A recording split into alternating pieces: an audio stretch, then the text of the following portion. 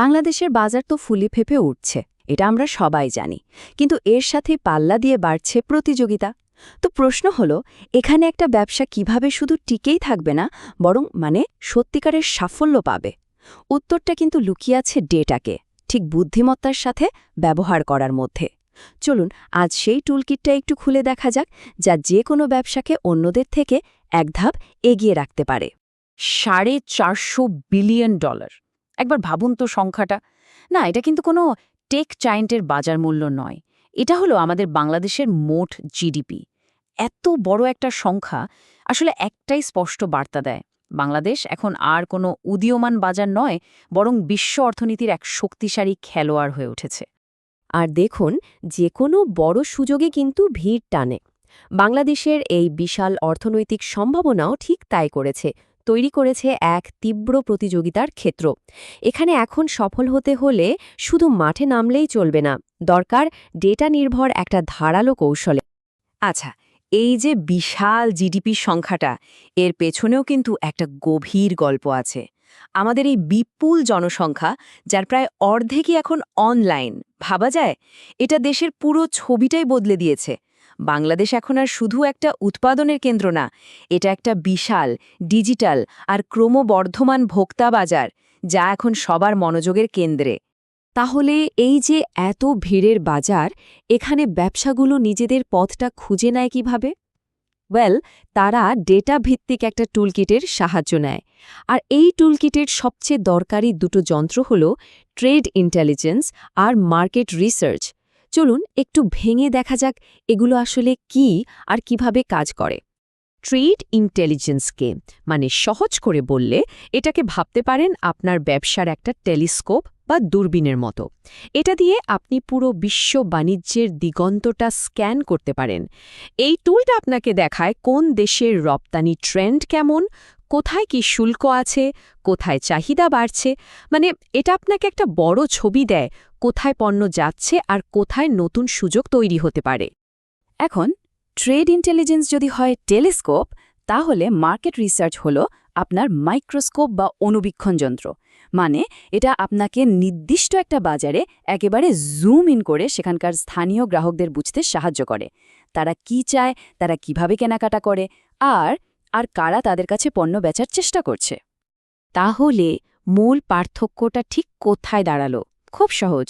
Trade intelligence বিশ্বের মানচিত্রে দেখিয়ে দেয় সুযোগটা কোথায় থাকতে পারে, আর মার্কেট রিসার্চ আপনাকে সেই সুযোগটা মাঠে নেমে জেতার জন্য একটা গেম প্ল্যান দেয়। একজন যেন গুপ্তধনটা খুঁজে দিচ্ছে, আর অন্যজন সেই সিন্দুকটা খোলার চাবিটা আপনার হাতে তুলে দিচ্ছে। দারুণ না ব্যাপারটা? বেশ, টুলগুলোর সাথে তো পরিচয় হলো, কিন্তু এগুলো একটা ব্যবসার জন্য ঠিক কি কাজ করে? আসল লাভটা কোথায়? চলুন দেখি, শুধু অনুমানের ওপর ভর না করে প্রমাণের ভিত্তিতে কৌশল সাজালে কি কি বাস্তব সুবিধা পাওয়া যায়। এর সুবিধাগুলো কিন্তু বিশাল। যেমন ধরুন, অনুমানের ঝুঁকি না নিয়ে একদম শুরুতেই সঠিক বাজার বেছে নেওয়া যায়। এতে সময় আর টাকা দুটোই বাঁচে। আবার ধরুন, মাঠে নামার আগেই ঝুঁকিগুলো জানা থাকে বলে লোকসানের ভয়টাও অনেক কমে যায়।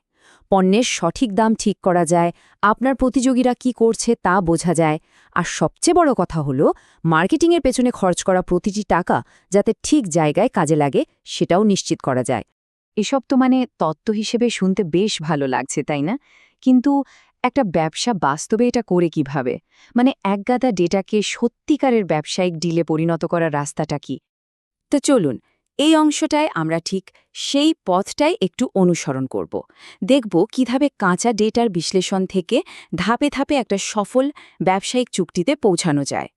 পুরো প্রক্রিয়াটা অনেকটা একটা ফানেলের মতো, বড় পরিসর থেকে শুরু হয়ে ধীরে ধীরে ছোট হয়ে আসে।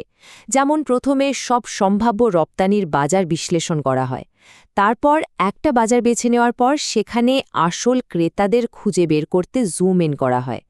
এর পরের ধাপে তাদের কাছে পণ্যটাকে আকর্ষণীয় করে তোলার জন্য পজিশনিং ঠিক করা হয়, এবং একদম শেষে তাদের কাছে পণ্য পৌঁছে দেওয়ার জন্য সঠিক চ্যানেল তৈরি করা হয়। দেখুন, প্রতিটা ধাপ কিন্তু আগের ধাপের উপর ভিত্তি করে তৈরি। অবশ্যই এই পুরো প্রক্রিয়া একা পার করাটা বেশ কঠিন হতে পারে। আর ঠিক এখানেই ট্রেড অ্যান্ড ইনভেস্টমেন্ট বাংলাদেশের মতো সংস্থাগুলো এগিয়ে আসে। তারা অনেকটা সেতুর মতো কাজ করে, এই সব গবেষণাকে বাস্তব দুনিয়ার কানেকশনের সাথে জুড়ে দেয়। তারা ক্রেতা বিক্রেতা মেলবন্ধনের মতো সার্ভিস দেয়, যা গবেষণাকে সত্যিকারের ব্যবসায়িক সম্পর্কে বদলে দেয়। আর এটা কিন্তু শুধু মুখের কথা নয়, শুনুন ক্যানভিস ইনকর্পোরেটেডের সিইও মুস্তাফিজুর রহমানের অভিজ্ঞতা। তিনি বলছেন, তাদের কৌশলগত অন্তর্দৃষ্টি, বাজার সম্পর্কে ধারণা এবং সক্রিয় সমর্থন বাংলাদেশে আমাদের ব্যবসায়িক কার্যক্রমকে শক্তিশালী করতে উল্লেখযোগ্যভাবে সাহায্য করেছে। এই ধরনের প্রশংসাপত্রই আসলে ডেটাভিত্তিক পদ্ধতির আসল প্রভাবটা দেখিয়ে দেয়। তাহলে এত আলোচনার সারমর্মটা কি? দেখুন, যে কোনো বাজারের সাফল্য, বিশেষ করে বাংলাদেশের মতো একটা গতিশীল বাজারে, আসলে 4টা স্তম্ভের উপর দাঁড়িয়ে থাকে: চাহিদা বোঝা, প্রতিযোগীদের চেনা, সঠিক দাম ঠিক করা আর ক্রেতার আচরণকে গভীরভাবে জানা। এই 4টি বিষয়কে যে আয়ত্ত করতে পারে, তারই হাতে থাকে একটা শক্তিশালী কৌশল। তাহলে আমাদের এই আলোচনার শেষ করার আগে একটাই প্রশ্ন থাকছে: আপনার ব্যবসার কৌশলটা কি আসলে প্রমাণের উপর তৈরি, নাকি নিছকই অনুমানের উপর? এই প্রশ্নের উত্তরটাই হয়তো আপনার ব্যবসার ভবিষ্যৎ নির্ধারণ করে দেবে।